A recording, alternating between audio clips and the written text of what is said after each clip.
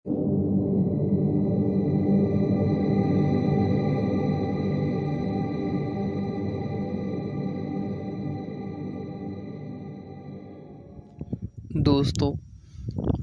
ਤੁਸੀਂ ਜਾਣਦੇ ਹੀ ਹੋ ਕਿ ਵੱਖ-ਵੱਖ ਵਿਧਾਵਾਂ ਦੀ ਮੈਟਾ ਆਲੋਚਨਾ UGC ਨੈੱਟ ਦੇ ਸਿਲੇਬਸ ਵਿੱਚ ਐਡ ਕੀਤੀ ਗਈ ਹੈ।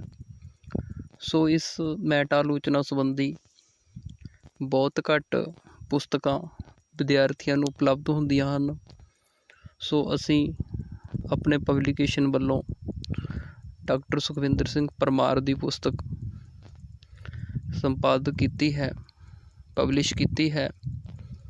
ਉਸ ਵਿੱਚੋਂ ਤੁਹਾਨੂੰ ਮੈਟਾ ਆਲੋਚਨਾ ਬਾਰੇ ਵੱਖ-ਵੱਖ ਵਿਦਵਾਨਾਂ ਦੇ ਵਿਚਾਰ ਮਿਲ ਜਾਣਗੇ। ਸੋ ਤੁਸੀਂ ਇਹ ਕਿਤਾਬ ਵੀ ਲੈ ਕੇ ਪੜ੍ਹ ਸਕਦੇ ਹੋ। ਇਸ ਤੋਂ ਇਲਾਵਾ ਅਸੀਂ ਤੁਹਾਡੇ ਨਾਲ ਮੈਟਾ ਆਲੋਚਨਾ ਦੇ ਸੰਬੰਧ ਵਿੱਚ ਵਿਦਵਾਨਾਂ ਦੀਆਂ ਧਾਰਨਾਵਾਂ ਸਾਂਝੀਆਂ ਕਰ ਰਹੇ ਹਾਂ। ਮੈਟਾ ਆਲੋਚਨਾ ਦਾ ਸੰਕਲਪ ਅਸੀਂ ਪੱਛਮੀ ਆਲੋਚਨਾ ਤੋਂ ਗ੍ਰਹਿਣ ਕੀਤਾ ਹੈ। ਇਸ ਕਰਕੇ ਪੰਜਾਬੀ ਵਿੱਚ ਇਸ ਦੇ ਨਾਮਕਰਣ ਦੀ ਸਮੱਸਿਆ ਵੀ ਬਣੀ ਹੋਈ ਹੈ। ਪੰਜਾਬੀ ਵਿੱਚ ਇਸ ਲਈ ਪਰਾ ਆਲੋਚਨਾ, ਪਰਾ ਸਮੀਖਿਆ ਜਾਂ ਮੈਟਾ ਆਲੋਚਨਾ ਆਦਿ ਸ਼ਬਦ ਵਰਤੇ ਜਾਂਦੇ ਹਨ।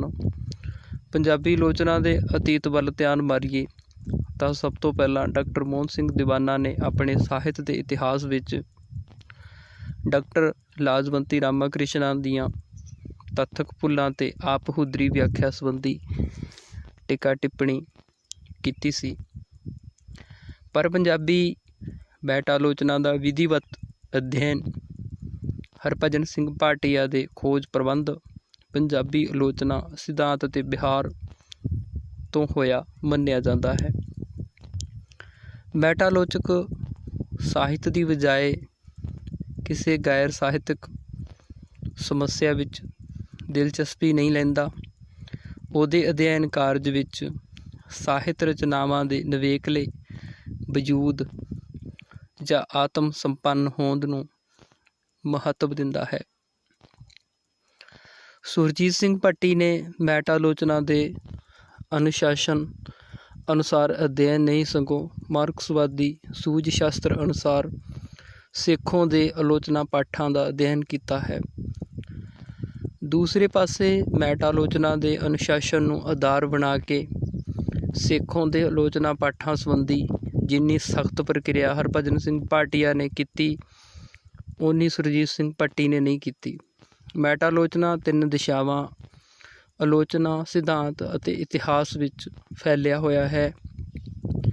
ਇਹਨਾਂ ਤਿੰਨਾਂ ਵਿਚਕਾਰ ਨਖੇੜਾ ਕਰਨ ਦਾ ਅਰਥ ਇਹ ਨਹੀਂ ਕਿ ਇਹਨਾਂ ਤਿੰਨਾਂ ਵਿੱਚ ਆਪਸੀ ਸੰਬੰਧ ਨਹੀਂ।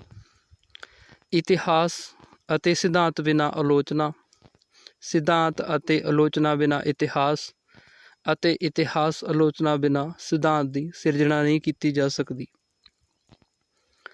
ਪੰਜਾਬੀ ਮੈਟਾ ਆਲੋਚਨਾ ਸੰਬੰਧੀ ਭਾਵੇਂ ਉਪਰੋਕਤ ਕਿਸਮ ਦੀ ਸਮੱਗਰੀ ਕਾਫੀ ਮਾਤਰਾ ਵਿੱਚ ਉਪਲਬਧ ਹੈ, ਪਰ ਇਸ ਦੇ ਬਾਵਜੂਦ ਵੀ ਸਾਡੇ ਮੈਟਾ ਅਧਿਐਨ ਦੀ ਸਥਿਤੀ ਸੰਤੋਸ਼ਜਨਕ ਨਹੀਂ ਹੈ।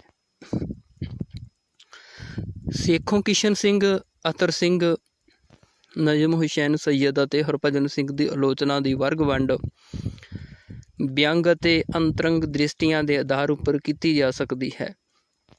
ਨਜਮ ਹੁਸੈਨ ਸੱਯਦ ਆਲੋਚਨਾ ਦੀ ਸਭ ਤੋਂ ਵੱਡੀ ਸੀਮਾ ਹੈ ਕਿ ਉਸਨੇ ਮੱਧਕਾਲੀ ਸਾਹਿਤ ਵਿੱਚੋਂ ਸਿਰਫ ਕਿੱਸਾ ਅਤੇ ਸੂਫੀ ਸਾਹਿਤ ਦੀਆਂ ਸ਼ਾਹਕਾਰ ਰਚਨਾਵਾਂ ਦੀ ਚੋਣ ਕੀਤੀ ਹੈ। ਗੁਰਬਾਣੀ ਮੱਧਕਾਲੀ ਸਾਹਿਤ ਦਾ ਸ਼ਾਹਕਾਰ ਹੈ, ਪਰ ਇਸ ਨੂੰ ਸੱਯਦ ਨੇ ਆਪਣੇ ਅਧਿਐਨ ਵਿੱਚ ਸ਼ਾਮਲ ਨਹੀਂ ਕੀਤਾ। ਡਾਕਟਰ ਹਰਭਜਨ ਸਿੰਘ ਨੇ ਇੱਕ ਪੱਛਮੀਵਾਦ ਜਾਂ ਸਿਧਾਂਤ ਨੂੰ ਸਮੁੱਚੇ ਰੂਪ ਵਿੱਚ ਨਾ ਤਾਂ ਅਪਣਾਇਆ ਹੈ, ਨਾ ਹੀ ਉਸ ਨੂੰ ਲਾਗੂ ਕੀਤਾ ਹੈ। ਸਤਿੰਦਰ ਸਿੰਘ ਨੂਰ ਕਿਸੇ ਨਿਸ਼ਚਿਤਵਾਦ, ਮਾਡਲ ਜਾਂ ਵਿਚਾਰਧਾਰਾ ਦਾ ਮੁੱਦਈ ਨਹੀਂ। ਆਲੋਚਨਾ ਦੀ ਇਤਿਹਾਸਕਾਰੀ ਲਈ ਮੈਟਾ ਆਲੋਚਕ ਕੋਲ ਠੋਸ ਆਧਾਰ ਹੋਣਾ ਚਾਹੀਦਾ ਹੈ। ਮਿਸਾਲ ਵਜੋਂ ਸੰਤ ਸਿੰਘ ਸੇਖੋਂ ਪੰਜਾਬੀ ਆਲੋਚਨਾ ਦਾ ਵੱਡਾ ਸਮਰੱਥ ਆਲੋਚਕ ਹੈ। ਮੈਟਾ ਆਲੋਚਕ ਜਦੋਂ ਕਿਸੇ ਆਲੋਚਨਾ ਪਾਠ ਦਾ ਅਧਿਐਨ ਕਰਦਾ ਹੈ ਤਾਂ ਉਸ ਨੂੰ ਆਤਮ ਭਾਵੀ ਪ੍ਰਤਿਮਾਨਾਂ ਉੱਪਰ ਦੂਸਰੇ ਆਲੋਚਨਾ ਪਾਠ ਵੀ ਮਿਲ ਸਕਦੇ ਹਨ। ਪੰਜਾਬੀ ਮੈਟਾ ਆਲੋਚਨਾ ਦਾ ਆਰੰਭ ਡਾਕਟਰ ਸੁਰਜੀਤ ਸਿੰਘ ਪੱਟੀ ਦੀ ਪੁਸਤਕ ਮਾਰਕਸਵਾਦੀ ਪੰਜਾਬੀ ਆਲੋਚਨਾ ਨਾਲ ਹੁੰਦਾ ਹੈ, ਪਰ ਇਸ ਨੂੰ ਇੱਕ ਅਨੁਸ਼ਾਸਨ ਦੇ ਰੂਪ ਵਿੱਚ ਸਥਾਪਿਤ ਕਰਨ ਦਾ ਸਿਹਰਾ ਹਰਭਜਨ ਸਿੰਘ ਭਾਟੀਆ ਸਿਰ ਹੈ। ਆਲੋਚਕ ਸਾਹਿਤ ਕਿਰਤ ਦਾ ਅਧਿਐਨ ਕਰਨ ਵਾਲੇ ਕਾਵਿ ਸ਼ਾਸਤਰ ਦੇ ਨੇਮਾਂ, ਤੱਤਾਂ ਜਾਂ ਜੁਗਤਾਂ ਦੀ ਅੰਤਰਦ੍ਰਿਸ਼ਟੀ ਗ੍ਰਹਿਣ ਕਰਦਾ ਹੈ। ਕਾਵਿ ਸ਼ਾਸਤਰ ਦੇ ਇਹ ਨੇਮ ਪੂਰਵ ਨਿਰਧਾਰਤ ਹੁੰਦੇ ਹਨ ਅਤੇ ਆਲੋਚਕ ਸਾਹਿਤ ਕਿਰਤ ਨੂੰ ਇਹਨਾਂ ਨੇਮਾਂ ਉੱਪਰ ਹੀ ਪਰਖਦਾ ਹੈ। ਮੇਰਾ ਦਾਗਿਸਤਾਨ ਵਰਗੀ ਸਾਹਿਤਕ ਕਿਰਤ ਜੋ ਆਪਣੇ ਵੇਲੇ ਦੀ ਸਾਹਿਤਕ ਪਰੰਪਰਾ ਦਾ ਵਿਕਾਸ ਕਰਦੀ ਹੈ, ਇਸ ਕਿਸਮ ਦੀ ਆਲੋਚਨਾ ਦੀ ਭੇਟ ਚੜ੍ਹ ਕੇ ਸ਼ਾਹਕਾਰ ਦੀ ਥਾਂ ਸਧਾਰਨ ਰਹਿ ਜਾਂਦੀ ਹੈ। ਸੰਤ ਸਿੰਘ ਸੇਖੋਂ ਨੇ ਵਿਕਸਿਤ ਮਾਰਕਸਵਾਦੀ ਸਾਹਿਤ ਸ਼ਾਸਤਰ ਦੀ ਬਜਾਏ ਨਿਸ਼ਚਿਤ ਮਾਰਕਸਵਾਦੀ ਰਾਜਨੀਤੀ ਸ਼ਾਸਤਰ ਨੂੰ ਸਾਹਿਤ ਅਧਿਐਨ ਦੇ ਆਧਾਰ ਵਜੋਂ ਵਰਤਿਆ ਹੈ। ਸੇਖੋਂ ਜਦੋਂ ਪੂਰਵ ਨਿਸ਼ਚਿਤ ਧਾਰਨਾਵਾਂ ਨੂੰ ਸਚਾਉਣ ਲਈ ਸਾਹਿਤ ਰਚਨਾਵਾਂ ਪਾਸ ਜਾਂਦਾ ਹੈ ਤਾਂ ਉਸ ਨੂੰ ਲੋਕ ਗੀਤ, ਨਿਮਨ ਸਾਹਿਤ, ਕਿੱਸੇ, ਅਣ ਸਾਹਿਤ ਅਤੇ ਗੁਰਬਾਣੀ ਪਰਾ ਸਾਹਿਤ ਪ੍ਰਤੀਤ ਹੁੰਦੀ ਹੈ।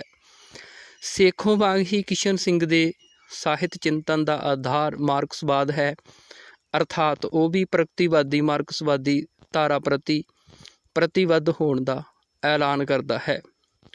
ਸੰਤ ਸਿੰਘ ਸੇਖੋਂ ਅਤੇ ਕਿਸ਼ਨ ਸਿੰਘ ਨੇ ਮੱਧਕਾਲੀ ਸਾਹਿਤ ਦਾ ਅਧਿਐਨ ਕਰਕੇ ਇੱਕ ਦੂਸਰੇ ਦੇ ਵਿਰੋਧੀ ਸਿੱਟੇ ਕੱਢੇ ਹਨ। ਜਿੱਥੇ ਸੇਖੋਂ ਨੂੰ ਗੁਰਬਾਣੀ ਪਰਾ ਸਾਹਿਤ ਲੱਗਦੀ ਹੈ, ਉੱਥੇ ਕਿਸ਼ਨ ਸਿੰਘ ਨੇ ਇਸ ਦੇ ਇਨਕਲਾਬੀ ਚਰਿੱਤਰ ਨੂੰ ਪਛਾਣਿਆ ਹੈ। ਸੇਖੋਂ ਕਿਸ਼ਨ ਸਿੰਘ ਆਲੋਚਨਾ ਵਿੱਚ ਸਾਹਿਤ ਰਚਨਾਵਾਂ ਦੀ ਆਪਣੀ ਹੋਂਦ ਨੂੰ ਗੌਣ ਅਤੇ ਬਾਹਰੀ ਹੋਂਦ ਨੂੰ ਕੇਂਦਰੀ ਮਹੱਤਵ ਪ੍ਰਾਪਤ ਹੈ। ਦੋਵੇਂ ਸਾਹਿਤ ਨੂੰ ਇੱਕ ਸੰਪੂਰਨ ਅਨੁਸ਼ਾਸਨ ਮੰਨਣ ਤੋਂ ਹਿਚਕਾਉਂਦੇ ਹਨ। ਪ੍ਰੋਫੈਸਰ ਕਿਸ਼ਨ ਸਿੰਘ ਦੁਵੰਦਾਤਮਕ ਸਿਧਾਂਤ ਉੱਪਰ ਆਧਾਰਿਤ ਮਾਰਕਸਵਾਦੀ ਦ੍ਰਿਸ਼ਟੀ ਅਤੇ ਦੈਵੀ ਸਿਧਾਂਤ ਅਤੇ ਵਿਕਾਸ ਉੱਪਰ ਆਧਾਰਿਤ ਅਧਿਆਤਮਕਵਾਦੀ ਦ੍ਰਿਸ਼ਟੀ ਨੂੰ ਖਲਤ ਮਲਤ ਕਰਕੇ ਆਪਣੀ ਅਣਜੋੜ, ਅਢੁਕਵੀਂ ਅਤੇ ਮਿਲਭੋਗਾ ਆਧਾਰਿਤ ਅਧਿਐਨ ਵਿਧੀ ਦਾ ਪ੍ਰਮਾਣ ਦਿੰਦਾ ਹੈ। ਸੇਖੋਂ ਕਿਸ਼ਨ ਸਿੰਘ ਸਾਹਿਤ ਚਿੰਤਨ ਸ਼ਾਸਤਰ ਪਛਾਣ ਤੋਂ ਬਿਰਵਾ ਹੈ। ਸਾਹਿਤ ਪਰੰਪਰਾ ਵਿੱਚੋਂ ਜੇਕਰ ਇਹਨਾਂ ਨੇ ਰਚਨਾ ਰੂੜੀਆਂ ਦੀ ਪਛਾਣ ਕਰਕੇ ਸਾਹਿਤ ਸਥਾਨ ਦੀ ਉਸਾਰੀ ਨਹੀਂ ਕੀਤੀ ਤਾਂ ਉਸ ਦਾ ਕਾਰਨ ਇਹ ਹੈ ਕਿ ਉਹ ਸਾਹਿਤ ਨੂੰ ਕਿਸੇ ਬਾਹਰੀ ਪ੍ਰਯੋਜਨ ਜਾਂ ਮੰਤਵ ਸਿੱਧੀ ਦੀ ਤਰ੍ਹਾਂ ਵਰਤਣਾ ਚਾਹੁੰਦੇ ਸਨ। ਸੱਯਦ ਅਜਿਹੀ ਕਿਸਮ ਦੀ ਆਲੋਚਨਾ ਵਿਧੀ ਨੂੰ ਨਕਾਰਦਾ ਹੈ ਜੋ ਸੁਣੀਆਂ ਸੁਣਾਈਆਂ ਅਤੇ ਪ੍ਰਚਲਿਤ ਧਾਰਨਾਵਾਂ ਮਨੌਤਾਂ ਉੱਪਰ ਆਧਾਰਿਤ ਹੁੰਦੀ ਹੈ।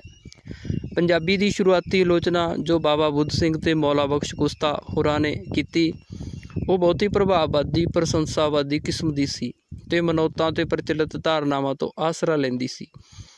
ਇਸ ਕਿਸਮ ਦੀ ਆਲੋਚਨਾ ਤੋਂ ਨਜਮ ਹੁਸੈਨ ਸੱਯਦ ਸਾਨੂੰ ਦੂਰ ਕਰਦਾ ਹੈ। ਸੋ ਇਹ ਸੀ ਮੈਟਾ ਆਲੋਚਨਾ।